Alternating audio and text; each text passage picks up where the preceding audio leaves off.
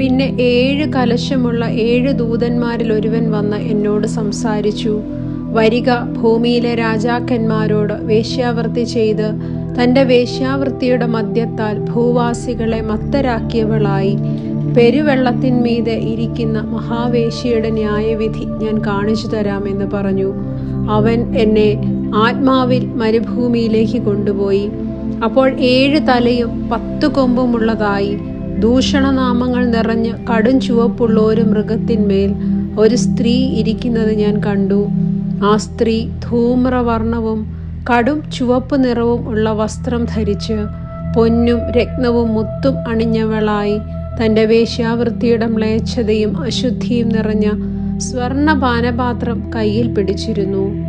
മർമ്മം, മഹതിയാം ബാബിലോൺ, വേശ്യമാരുടെയും മ്ലേച്ഛതകളുടെയും മാതാവ് എന്നൊരു പേർ അവളുടെ നെറ്റിയിൽ എഴുതിയിട്ടുണ്ട്. വിശുദ്ധന്മാരുടെ രക്തവും യേശുവിൻ്റെ സാക്ഷികളുടെ രക്തവും കുടിച്ച് സ്ത്രീ മത്തയായിരിക്കുന്നത് ഞാൻ കണ്ടു. അവളെ കണ്ടിട്ട് അത്യന്തം ആശ്ചര്യപ്പെട്ടു. ദൂതൻ എന്നോട് പറഞ്ഞത്, നീ ആശ്ചര്യപ്പെടുന്നത് എന്ത്? ഈ സ്ത്രീയുടെയും 7 തലയും 10 കൊമ്പുമുള്ളതായി അവളെ ചുമക്കുന്ന മൃഗത്തിൻ്റെയും മർമ്മം ഞാൻ പറഞ്ഞു തരാം. നീ കണ്ട മൃഗമോ ഉണ്ടായിരുന്നതും ഇപ്പോൾ ഇല്ലാത്തതും ഇനി അഗാധത്തിൽ നിന്നും കയറി നാശത്തിലേക്ക് പോകുവാൻ ഇരിക്കുന്നതുമാകുന്നു. ഉണ്ടായിരുന്നതും ഇല്ലാത്തതും വരുവാനുള്ളതുമായ മൃഗത്തെ ലോകസ്ഥാപനം മുതൽ ജീവപുസ്തകത്തിൽ പേർ എഴുതാതിരിക്കുന്ന ഭൂവാസികൾ കണ്ട് അതിശയിക്കും. ഇവിടെ ജ്ഞാനബുദ്ധിയുണ്ട്. തല 7ഉം സ്ത്രീ ഇരിക്കുന്ന 7 മലയാകുന്നു. അവ 7 രാജാക്കന്മാരുമാകുന്നു. 5 പേർ വീണുപോയി. ഒരുത്തനുണ്ട്, മറ്റവൻ ഇതുവരെ വന്നിട്ടില്ല. വന്നാൽ പിന്നെ അവൻ കുറഞ്ഞൊന്നു ഇരിക്കേണ്ടതാകുന്നു.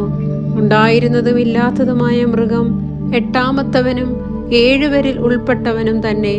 അവൻ നാശത്തിലേക്ക് പോകുന്നു. നീ കണ്ട 10 കൊമ്പ് 10 രാജാക്കന്മാർ. അവർ ഇതുവരെ രാജ്യത്വം പ്രാപിച്ചിട്ടില്ല. മൃഗത്തോട് ഒന്നിച്ച് 1 നാഴിക നേരത്തേക്ക് രാജാക്കന്മാരെ പോലെ അധികാരം പ്രാപിക്കും താനും. ഇവർ ഒരേ അഭിപ്രായമുള്ളവർ. തങ്ങളുടെ ശക്തിയും അധികാരവും മൃഗത്തിന് ഏൽപ്പിച്ചു കൊടുക്കുന്നു. അവർ കുഞ്ഞാടിനോട് പോരാടും. താൻ കർത്താതി കർത്താവും രാജാതി രാജാവുമാകൊണ്ട് കുഞ്ഞാട് തന്നോട് കൂടെയുള്ള വിളിക്കപ്പെട്ടവരും തിരഞ്ഞെടുക്കപ്പെട്ടവരും വിശ്വസ്തരുമായി അവരെ ജയിക്കും. പിന്നെ അവൻ എന്നോട് പറഞ്ഞത്, നീ കണ്ടതും വേശ്യ ഇരിക്കുന്നതുമായ വെള്ളം വംശങ്ങളും പുരുഷാരങ്ങളും ജാതികളും ഭാഷകളും അത്രേ. നീ കണ്ട 10 കൊമ്പും മൃഗവും വേശ്യയെ വേഷിച്ച് ശൂന്യവും നഗ്നവുമാക്കി അവളുടെ മാംസം തിന്നുകളയും. അവളെ തീ കൊണ്ട് ദഹിപ്പിക്കുകയും ചെയ്യും. ദൈവത്തിൻ്റെ വചനം നിവൃത്തിയാകുവോളം തൻ്റെ ഹിതം ചെയ്യുവാനും ഒരേ അഭിപ്രായം നടത്തുവാനും തങ്ങളുടെ രാജ്യത്വം മൃഗത്തിന് കൊടുപ്പാനും ദൈവം അവരുടെ ഹൃദയത്തിൽ തോന്നിച്ചു. നീ കണ്ട സ്ത്രീയോ ഭൂരാജാക്കന്മാരുടെ മേൽ രാജ്യത്വമുള്ള മഹാനഗരം തന്നെ. ദൈവമേ, സ്തുതി നിനക്ക് യോഗ്യമാകുന്നു.